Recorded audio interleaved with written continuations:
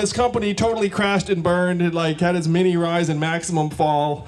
And so then my parents were still lying to their friends, telling them I was a lawyer, even though I was like running around trying to get better. So how many of you all are entrepreneurs, work in startups, work in tech? I'm sure a bunch of you because of where we are.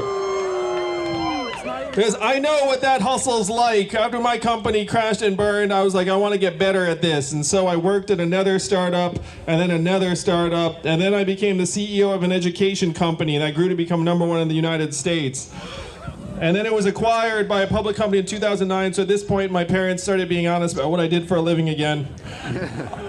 And then this was the financial crisis, which was a lousy time in a lot of the country. And I looked around, and I had personally taught the analyst classes at Goldman Sachs, McKinsey, JP Morgan, Morgan Stanley. I was like, oh my gosh, we have so many smart people doing the same shit in the same places over and over again, and they hate it, and we hate it. It's like, what is this about?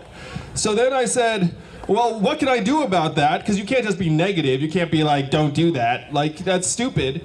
And so I said, well, what would I want them to do? So I had this dream that was like, you know, I think that they'd like to move to New Orleans or Detroit or Baltimore or Cleveland or Birmingham and build companies. I wanted them to become entrepreneurs like many of you here in this room. Oh, not room, it's a freaking giant soccer field. As you can tell, I'm used to being indoors. So I started Venture for America. I quit my job. I donated $120,000 to seed this organization. Started calling rich friends, being like, "Do you love America?" And then the smart among them were like, "What does it mean if I say yes?" And I said, "At least $10,000." And then they said, "I love America for $10K." And I was like, "I thought you did." And so we had like a couple $100,000. Fast forward to today, the budget's $6.5 million, thousands of applicants, hundreds of. How many of you know someone who's in Venture for America? We're in Venture for America. Got some? Yes, that's what I'm talking about. And we have some VFA fellows here, Mark Chu and some others from different places where they went to these cities to build businesses. How many of you all like documentary films? How many of you have access to a Netflix password?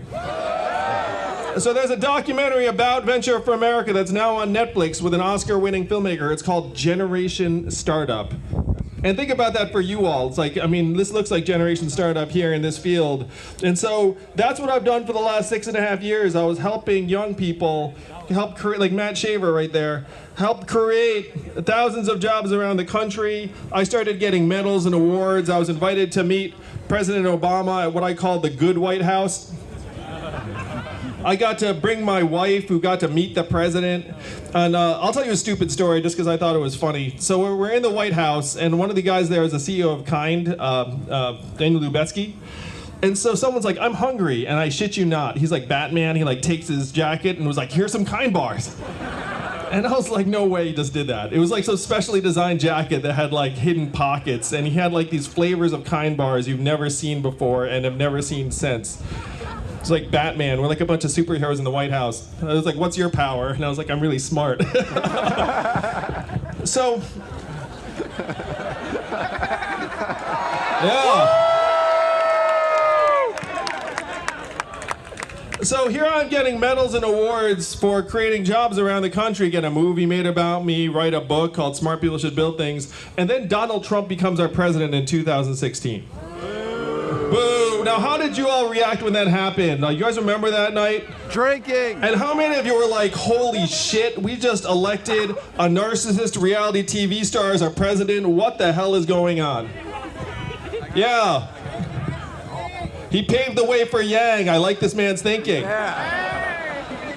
So that's certainly my reaction. I was like, what the heck just happened? And this was like full stop. And so imagine being the guy who's getting medals and awards for creating jobs around the country and then realizing that you're pouring water into a bathtub that has a giant hole ripped in the bottom. Because I looked into the numbers. There are a lot of explanations for why Donald Trump's our president today. Racism, Russia, FBI, Facebook. How many of y'all work for Facebook? I know, it's been a bad week for y'all. It's okay. It's been a bad week, but you're still rich. It's okay. So those are the explanations that you get for why Donald Trump's our president, but they ignore the obvious one, the big one, the primary one. The primary reason why Donald Trump is our president today is that we automated away 4 million manufacturing jobs in Michigan, Ohio, Pennsylvania, Wisconsin, Missouri, Iowa, all the swing states that Donald Trump needed to win and did win. How many of you all are from one of those states? There are people here I know. So if you're here from those states, you know what I'm talking about. You are like, generally speaking, the really successful educational products from those states, and then you went to a good school, and then you were like, I'm gonna get myself to San Francisco. I'm gonna make that happen. You know, and so you know what's going on in your hometowns around the country, where if you look at the numbers, if you look at the voting data, if you look at the numbers in each voting district, there's a straight line up between the adoption of industrial robots in that district and the movement towards Donald Trump. We're in the third inning of the greatest technological and economic transformation in the history of the world. They're calling it the fourth industrial revolution. And you all know this because you're building it all the time. Many of your friends are building it all the time. And it is not immigrants that are causing these problems. It is technology that's moving our economy to a point where a lot of Americans are struggling to get by. So this is the truth about why Donald Trump's our president. I'm freaking out in 2017. I was like, oh my gosh, we're in the third inning of this mega wave. The third inning has gotten us Donald Trump, and he is not the disease, he is the symptom. He's the manifestation. And so how do we cure the disease? How do we solve for this mindset of scarcity that is sweeping so many of our communities around the country?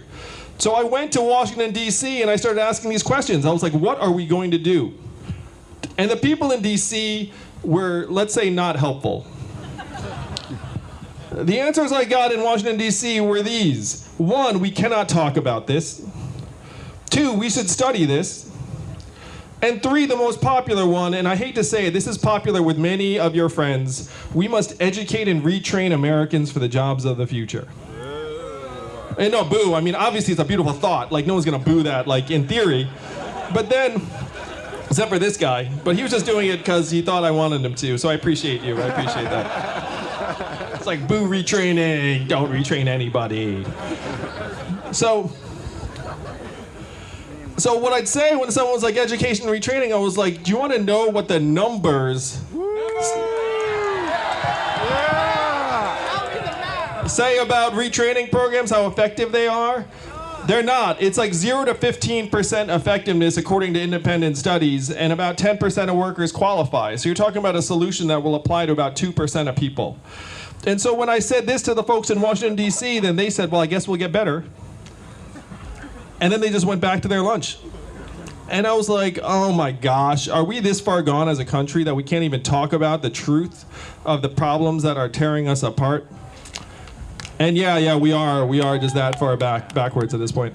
So then one of the guys, and I thank goodness one of my colleagues was with me. He actually said this to me, and I want you guys to let this sink in because this is one of the most important things that's been said to me in the last number of years. He said, Andrew, you're in the wrong town. No one here in Washington, D.C. is going to do anything about what you're talking about. This is not a town of leaders. This is a town of followers. The only way we in Washington, D.C. are going to do anything about this is if you create a wave in the rest of the country and bring it crashing down on our heads. And I said, challenge accepted. So that is why we are here together tonight in this beautiful San Francisco soccer field, is to start that wave. Are you all with me? So what are we conveying with this wave? Because you have to have real answers. And if there's anything anyone has heard about me, it is this. There's an Asian man running for president who wants to give everyone $1,000 a month. And those things are all true. So the $1,000 a month, the first time you heard about it, you thought that sounds too good to be true, fantastic, like a gimmick, can that happen? But I want to go back with you down the history of this country. Thomas Paine was for this at the founding of the country. He called it the citizen's dividend. Martin Luther King was for this in 1967. He called it the guaranteed minimum income, and he championed it until he was killed in 1968. Milton Friedman and 1,000 economists signed a study saying this would be tremendous for America in the 60s and 70s, to the point where it actually passed the House of Representatives twice in 1971 under Richard Nixon. How many of y'all knew that? If you knew that, then you're a UBI advocate, and I love you. The rest of you are what I call UBI curious. But we will get you there. So it passes the House of Representatives twice in 1971, and then it becomes law in one state 11 years later, where now everyone in that state gets between $1,000 and $2,000 a year, no questions asked. And what state is that? Alaska! And how do they fund it? Oil! And what is the oil of the 21st century? Marijuana! Marijuana, that is right. Oh, it's technology. You had it right. I was messing around. It's technology, it's AI, it's big data, it's software, it's self-driving cars and trucks. That is the oil of the 21st century. And what we are doing with oil money in Alaska, we can do for all of us around the country with advancing technology.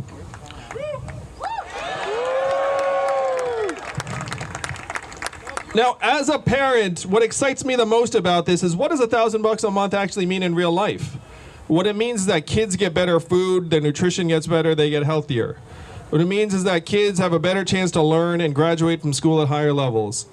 It means that all of us have our relationships improve a bit because our stress levels go down, our mental health goes up, and we can look at each other with more of a mindset of abundance and love and generosity. Oh, that's well Walsworthy. Domestic violence would go down. Hospital visits would go down. You know what would go up? Arts, creativity, volunteering, entrepreneurship.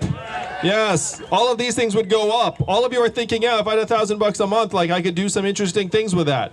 So that is what we can make a reality together, because there is nothing stopping the majority of citizens of a democracy from declaring ourselves a dividend.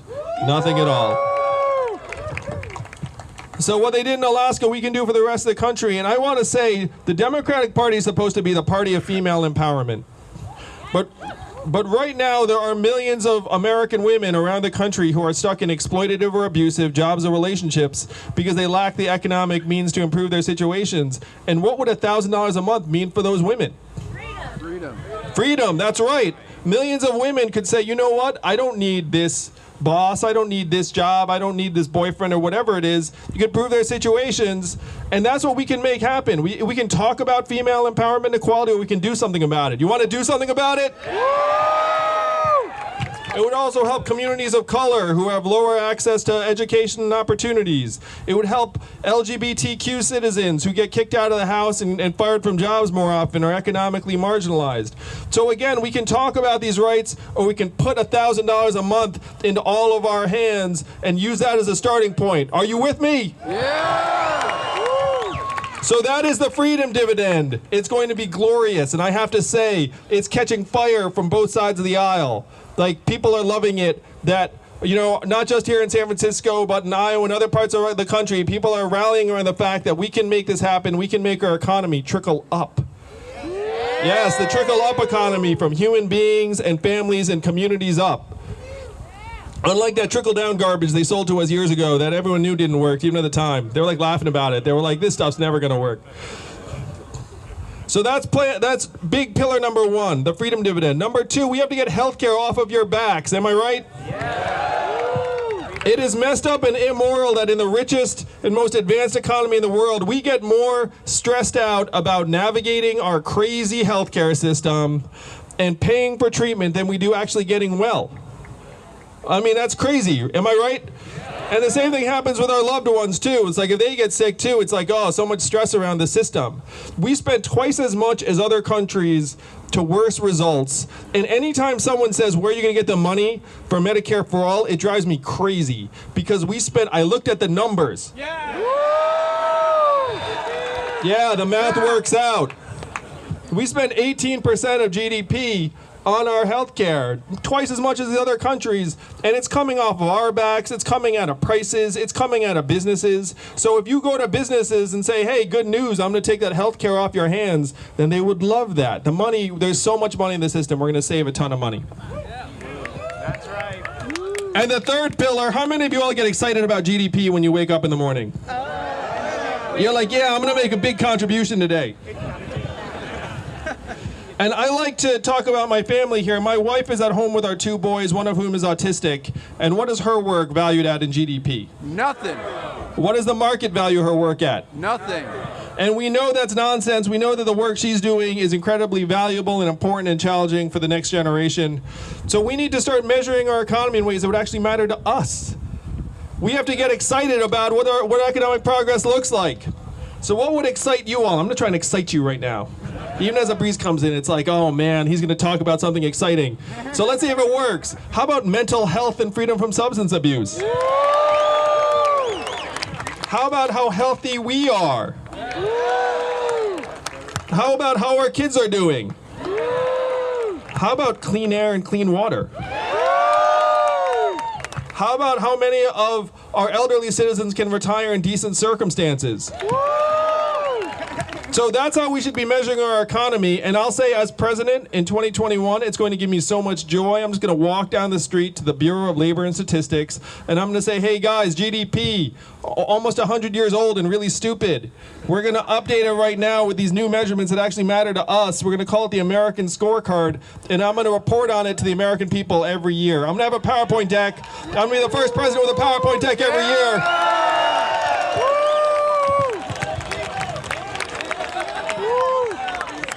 Yeah, instead of that bizarre theater performance we get subject to every year, I'm going to have facts and figures. I'm going to show us how we're doing, and it's going to say, look, and this is where it gets heartbreaking. It's going to say, look, 8 Americans are dying of drugs every hour. Our life expectancy is declining for the last 3 years. The last time that happened was the Spanish flu of 2018.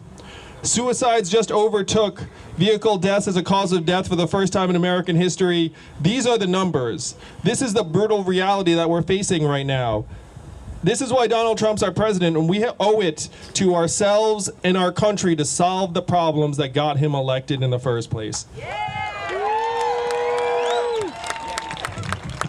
So this is the vision of a human-centered economy. This is what I need you all to take with you to the rest of the country. And I have to say, I'm an odd choice to run for president. I mean, I gotta say, it's like, you never heard of me like, what, 3 weeks ago? Joe Rogan, yeah, it's like Joe Rogan. Yeah, I owe Joe a great debt, it is true. I'm definitely, Breakfast Club too, yeah. I'll tell you guys, when I'm in the White House, like Joe Rogan and the Breakfast Club host are going to be some of the first people I invite. We're going to do like a special show from the White House. I'm an odd choice to run for president, but I got to say, like, I think that what we need is a new voice and a new set of solutions to the problems of this country. Am I right? We have to start addressing the problems that got Donald Trump elected, and I hate to say it, but he got some of the problems right. But his solutions are the exact opposite of what we need. He says build a wall. I want to give immigrants a hug. He says turn the clock back. I think we need to turn the clock forward as fast as possible. He said I'm going to bring the jobs back, and I say, look, we have to start thinking about what my wife does and what everyone does as work and broaden the definition of what jobs are. Now, we are all looking around for the guy or gal to beat Donald Trump in 2020, and I'm going to submit to you all that I am that guy, because...